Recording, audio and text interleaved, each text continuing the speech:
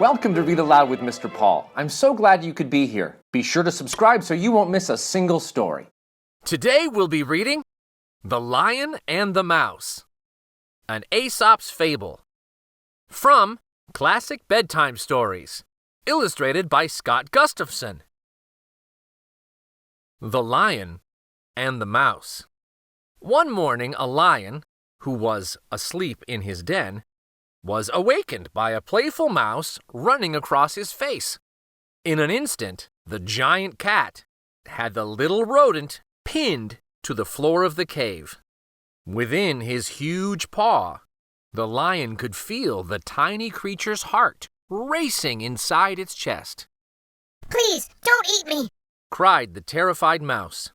"If you spare me, I promise, somehow, some way, to repay your kindness."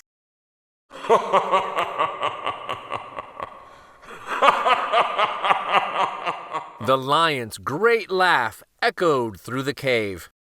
To think someone your size could somehow help me. Ha! Well, The lion continued. you do have a sense of humor. I'll grant you that.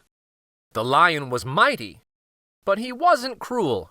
So he opened his paw, and the mouse scampered away. "Thank you! A little voice squeaked from the mouth of the cave. And remember, I'll be around if you need me." The lion snorted Yeah, okay, anytime. under his breath, chuckled, then rolled over and went back to sleep. One day, not long after this, the lion happened to find himself trapped in a net set in the jungle by poachers.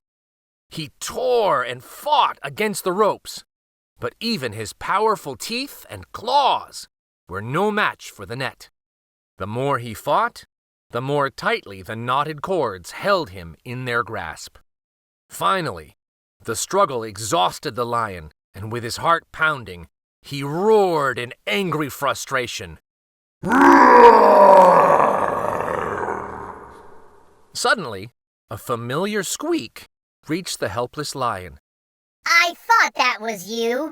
He said. Pinned beneath the net, the lion felt the feet of the little mouse scamper across his face. "Now, I'd say this job calls for someone just about my size." The mouse winked at the lion and began to gnaw the rope with his sharp little teeth.